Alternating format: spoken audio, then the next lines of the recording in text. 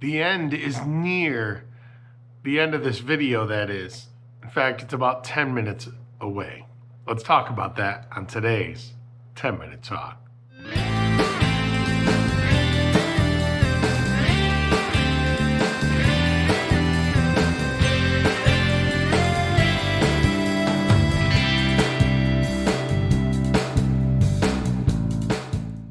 Hey, good morning, friends, and welcome to today's 10-Minute Talk. My name is Pastor Jay Wentworth, lead pastor here at Spirit Alive Church in Yakima, Washington. And friends, I've talked about this before, but it seems about every year it has to come back around because people keep bringing it back around. And that is the fact that we cannot stop talking about the end of times, the end of the world, and how the world is just like it describes in the Bible. Now, let me be very clear. I have no problem talking about the end of the world, the return of Jesus within biblical context. In fact, I would encourage you to talk about that all the time. But the amount of Christians I see sharing posts and sharing information and making predictions about, oh, I know when Jesus is coming back. Oh, I know when it's going to happen. Oh, this, oh, that. There's so much danger in that because there's a sense of idolatry that occurs, and I'll call it idolatry of revelation is what I would like to call it. The idolization of the end of times, the idolization of the return of Jesus rather than Jesus himself. And it's not that you can't desire his return. We should desire his return, but the obsession of knowing and trying to seemingly control when he is going to return is so ridiculous and so silly, and if we're not careful, sacrilegious, because there are numerous times in the Bible where Jesus himself and God to Daniel and other people in the Bible and Jesus to John in Revelation tells us we will not know when it's happening. Yes, they describe what the world will be like, but if you ask somebody 300 years ago, they will tell you the world is just like it is today because it's just perception. But today I'm going to talk about what we need to do to prepare for the end of the world. I'm not going to say anything brand new. I'm simply just going to read you scripture. So we're going to be in Matthew 24. We're going to read verse 36. Then we're going to jump to 45 through 51. Here we go. Here it comes. It says, "But concerning that day and hour, no one knows, not even the angels of heaven, nor the Son, but the Father only. Who then is the faithful and wise servant whom his master has set over his household to give them their food at the proper time?" I'm going to stop right there and take the screen down, and I'm going to talk about this concept of bringing food at the proper time. What does he mean by food? He means the bread of life. He means sharing Jesus Christ with the people around you.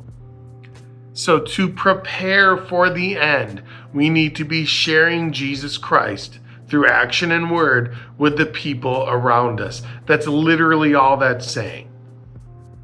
As a spiritual leader, a person that has been set over his household, our job is to share the bread of life with those around us. I continue, verse 46. "Blessed is the servant whom his master will find so doing when he comes. Truly, I say to you, he will set him over all his possessions.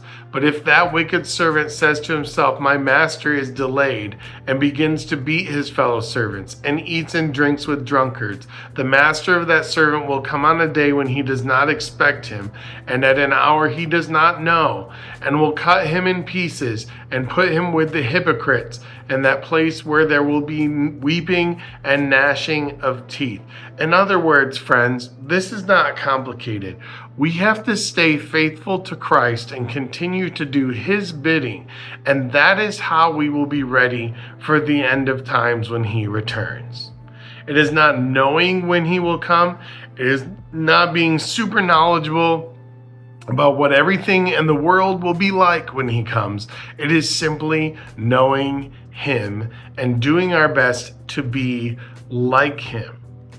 So let me do you a favor and point out what I see in a lot of the people, not all of them, but a lot of the Christians, as I am called to judge other Christians, but I must be careful because I will be judged as I judge them.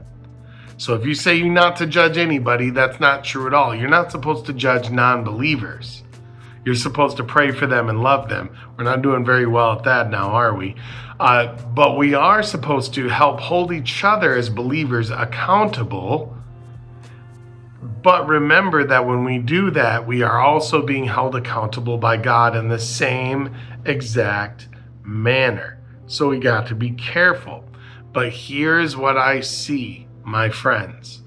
A lot, not all, of the people who talk about the end of times, who try to predict the end of times, who try to tell everybody to be ready, are the same people who are stuck in the church lobby complaining about the homeless people, complaining about the people who are oppressed, complaining about poor people, complaining about the world, and falsely judging the world. And and then there's another group of people, check this out, the opposite of them, who may never set foot in a church lobby, but call themselves Christians, and instead of being at church have decided that they're going to spend their time being out, feeding the poor, praying to God every day. Now, does that mean it's bad to go to church? No, not at all. Exactly the opposite. But what happens, friends, is we get stuck in this building, and I can be guilty of this as well. So I will ask for repentance and have for this. We get stuck in this building, and this echo chamber starts to happen, where we start to complain about the world and complain about homeless people and complain about people who are needy and, ask for help but don't work to get anything and yada, yada, yada, yada. And then there's another group of Christians, and this may be the same group of Christians, who go out and help the needy. I want you to ask yourself this question.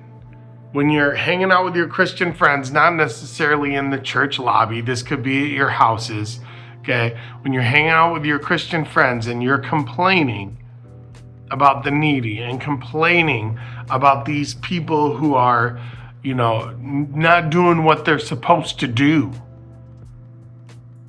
By the way, they're not doing it because they don't know Jesus. When you're complaining about them and then the other group of Christians is out there helping them, if Jesus returns on that cloud like you're predicting over and over and over and over, which one do you think is going with him? The people, the Christians who are complaining about the homeless people and mad about those who aren't working for their money and judging them falsely, or the people who are helping them. Now, that doesn't mean the people necessarily that are directly just handing all this money to the homeless, but I'm also talking about the nonprofits who help the homeless, or the people who point them to those nonprofits. And yes, our homeless folks, our poor folks, they're going to have their steps they have to take too. But if they're non-believers, we're not to judge them. We're just trying to help them get to a point where they have an opportunity to hear the words and feel the love of Jesus Christ. But instead, we get caught in these echo chambers where with our friends who think just like us, and we sit here and make fun of those people and complain about those people. We complain how they have no money because they didn't work for it. Well, let me hit you with a honest bomb, as I will call it.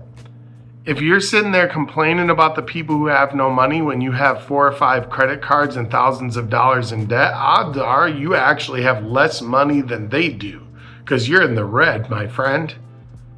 And you owe people money. And you owe people more money than you have, which means you have less money than the people who have $0. I want you to put that into perspective. So watch out now. Be careful how you throw stones when you live in a glass house.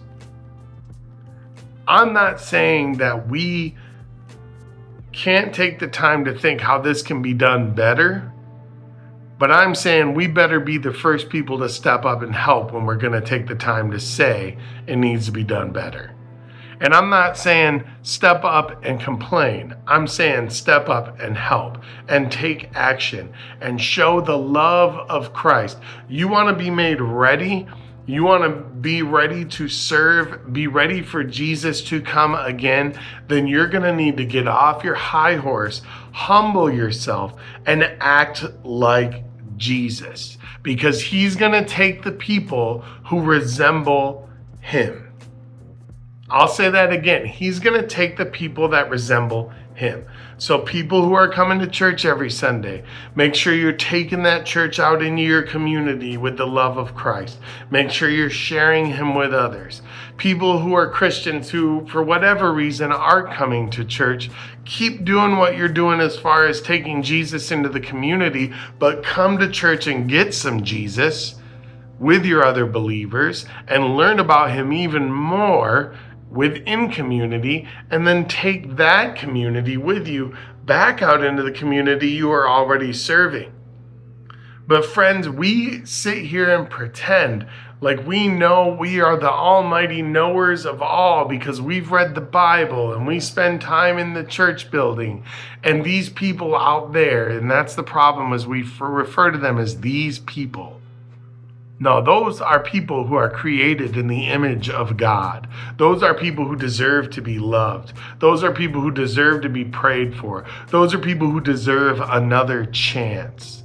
And again, it's not to excuse behavior, but we have to give them a way to get out. We have to show them the right direction.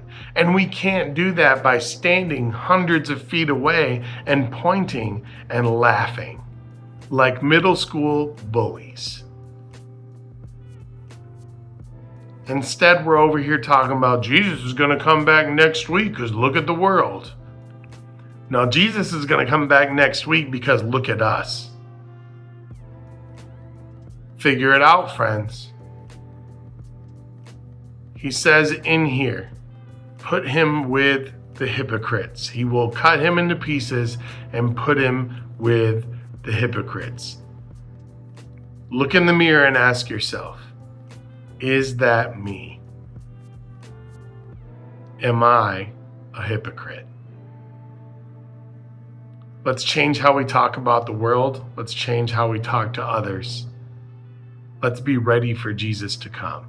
I've gone way over my time. Love you guys. Have a great day. Bye-bye. Peace out.